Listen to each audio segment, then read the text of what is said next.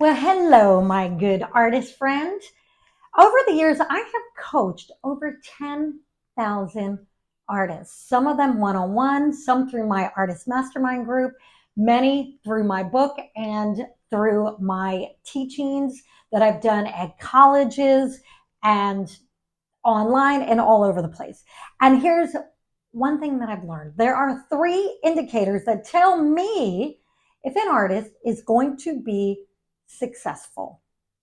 Now, stick around if you want to know what those three indicators are so you can ask yourself, am I going to be a successful artist? Do I have those three things?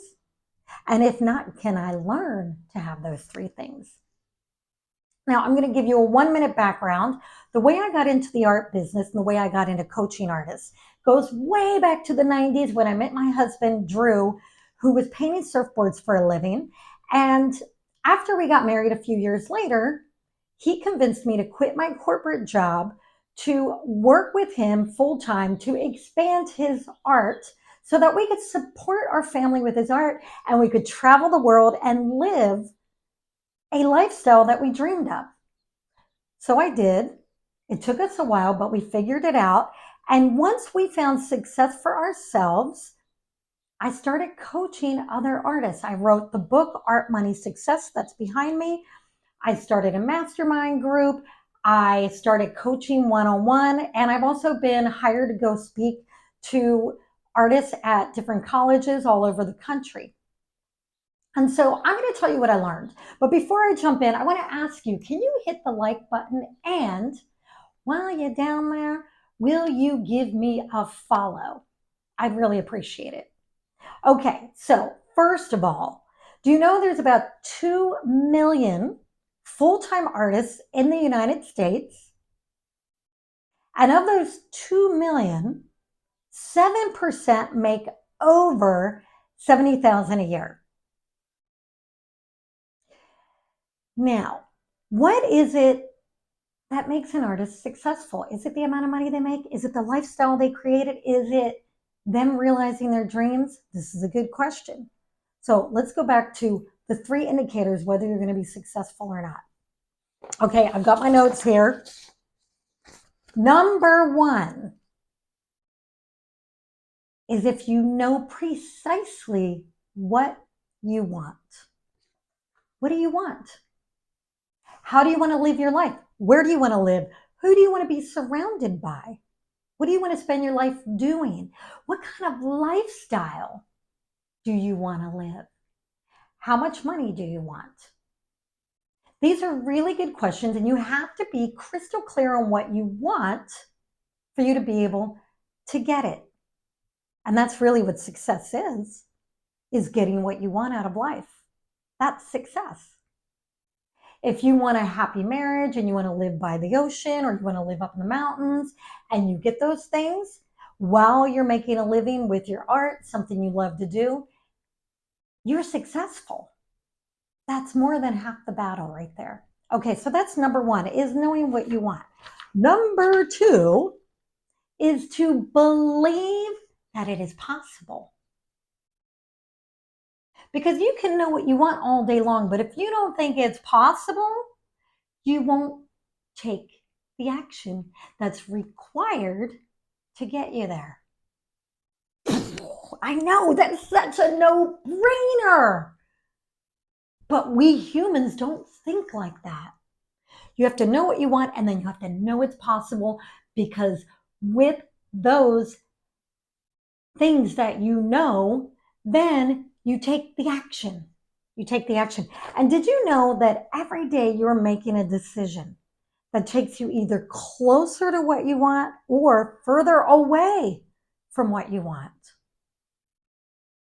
Think about that. So if you want to live a life of travel, just as an example, you do not tie yourself down with things that prevent you from easily picking up and traveling. That's taking you in the wrong direction. If you want to be a professional artist and you have an opportunity to do artwork for a living, but maybe it's not your ideal scenario, so then you decide to be a waitress or a waiter instead, well, that That doesn't make sense. That takes you in the wrong direction.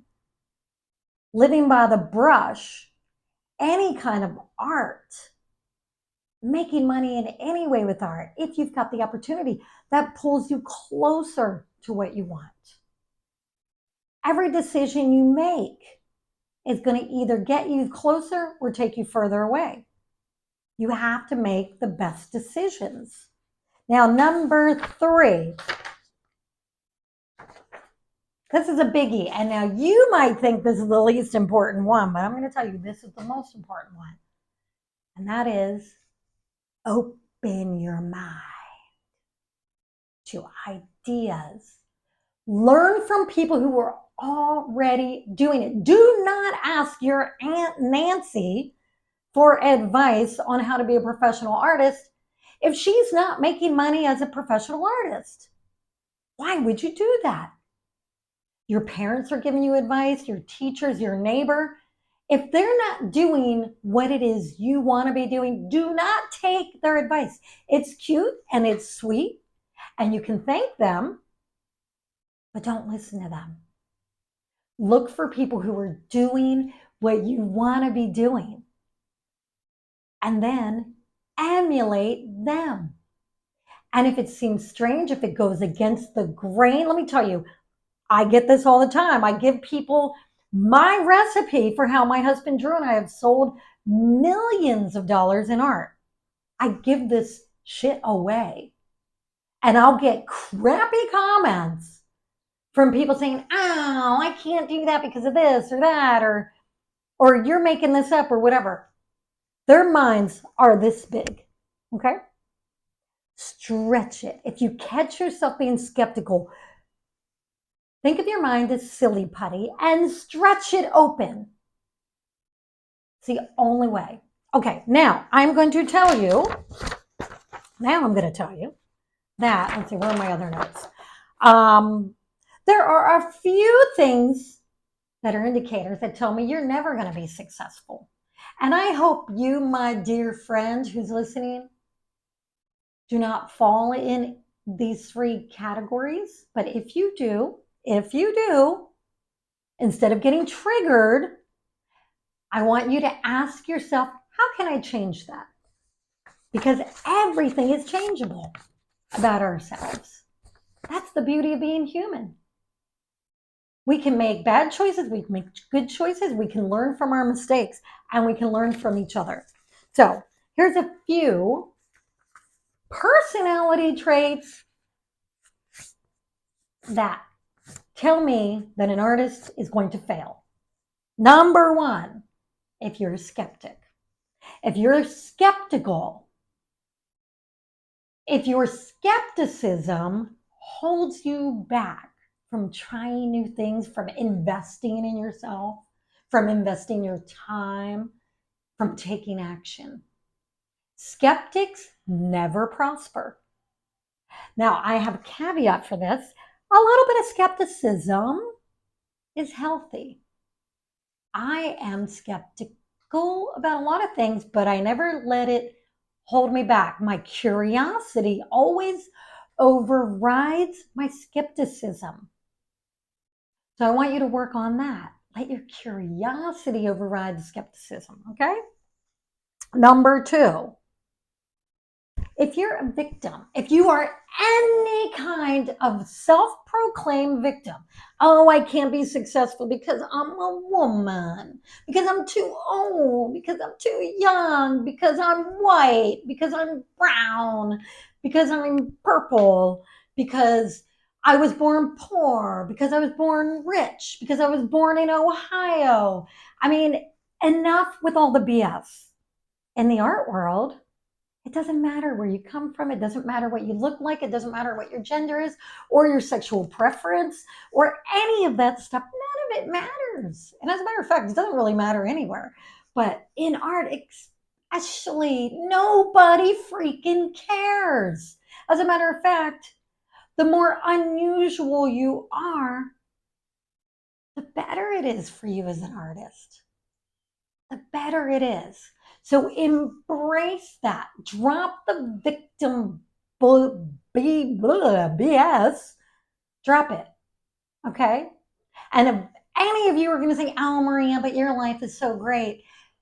If you knew my childhood, let's just say I grew up not only extremely dirt poor, but with a lot of violence, abuse, and my childhood's horrific. But I don't talk about it much because it does not define me at all. I will not let it. I am not a victim. I am never anybody's victim. I am strong. Hear me roar. So, victims and skeptics don't make it. And then number 3, what is my number 3? I can't even read my handwriting. Can you read that? What the heck? Oh, chronic complainers do not make it in this world. So if you are a chronic complainer, you complain about money, you complain about your wrinkles, you complain about your government, you complain about your husband or your wife or your neighbor or your friends, you, my friend, are holding yourself back from success. The good news is you can train yourself to stop complaining. So chronic complainers, work on it. Victims, work on it. Be strong. You're not a victim. You are a warrior. And what was the other one? Skeptics. You're not skeptical. You have a little bit of skepticism and a lot of curiosity.